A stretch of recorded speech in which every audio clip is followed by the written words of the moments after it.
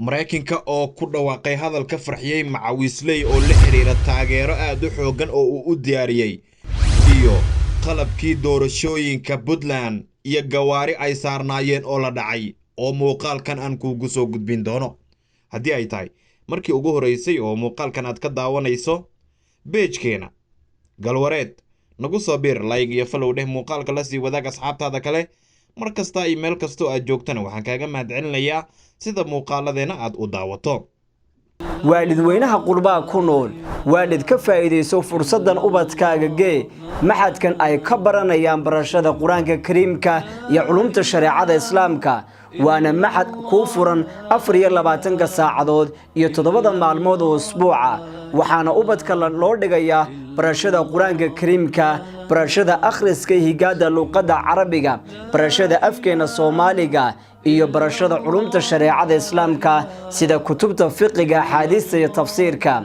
waxa sidoo kale waalidiinta la baraya isla markaana laga saxaya at-tahiyaadka salaada iyo aayad kursida waalid hadda ka faa'iideyso oo hadda isqora maxadka tartiilul qur'aan online oo ah dugsi fac weyn oo ay sanad kasta ka qalin jabiyaan ardayda kala duwan ee caalamka ku nool ballanteenu waa inaynu hore ula xiriirno maxadka tartiil quraan online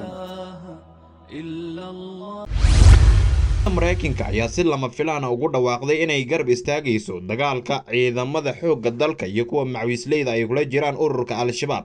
isla markaana ay si weyn u taageersan tahay qorshaha Al-Shabaab looga adkaanayo xilligan safiirka Mareykanka ee Soomaaliya Danjire Larry Andre ayaa sheegay in xukuumadda Washington ay si weyn u taageeri doonto kacdoonka wadajirka ah iyo wada shaqaynta dowladda Soomaaliya iyo macawisleyda si meesha looga saaro kooxaha xiriirka la leh Al-Qaacida ee Al-Shabaab iyo Daacish safiirka ayaa ku booriyay qabaa'ilada Soomaaliyeed inay u midoobaan sidii loo ciribtiri lahaa kooxda Al-Shabaab iyo Daacish oo ku sugan koonfurta iyo bartamaha Soomaaliya kuwaas oo uu ku tilmaamay in dhibaatooyin aan dhammaad lahayn oo dhinacyo kala duwan leh ay ku hayaan guud ahaanba dalka Mr. Andre ayaa sheegay in howlgallada ay iska kaashanayaan dadka deegaanka iyo ciidanka dowladda ee ka dhanka ah Al-Shabaab ay la micno yihiin kuwa lagu tijaabinayo awoodda dalka isla markaana loogu gogol xaarayo isku filnaansho dhinaca ammaanka ah oo Soomaaliya xilligan ay gaarto bulshadu waa in ay dhinac iska dhigaan xifaaltanka ka dhaxeeya oo ay yiraahdaan dhammaanteen waxaan leenahay hal dan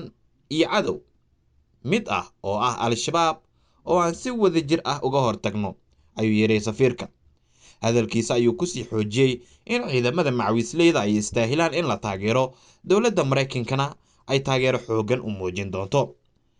wararka kale waxa ay tilmaamayaan in ciidamada macawisleyda iyo kuwa xoogga dalka ay qorsheeyeen in saacadahana soo aadan furmo hor leh oo dagaal ay ku furaan ururka Al-Shabaab marka loo eego shabeellaha dhexe Bay Bakool iyo waliba Jubbooyinka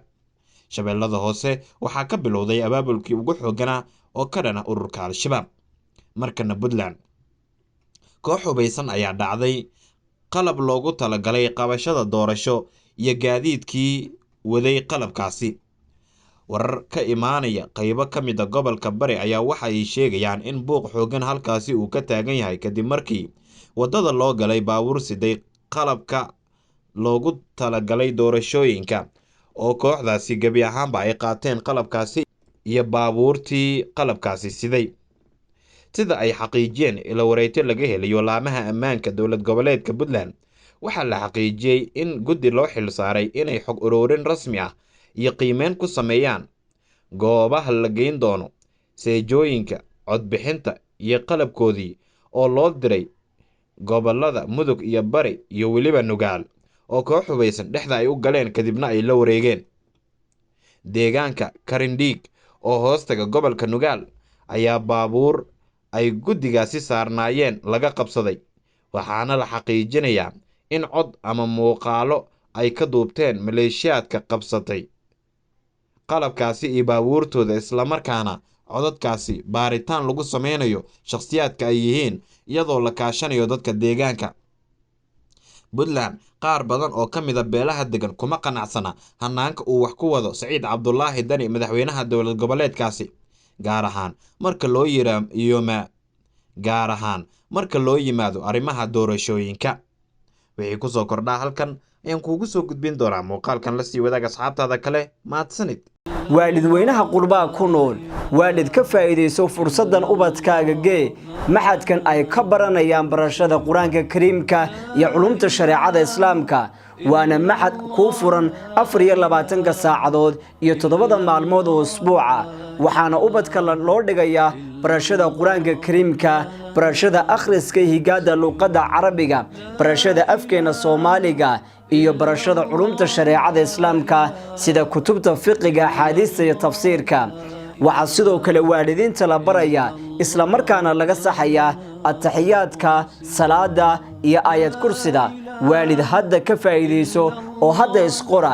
maxadka tartiilul qur'aan online oo ah dugsi fac weyn oo ay sanad kasta ka qalin jabiyaan ardayda kala duwan ee caalamka ku nool ballanteenu waa inaynu hore ula xiriirno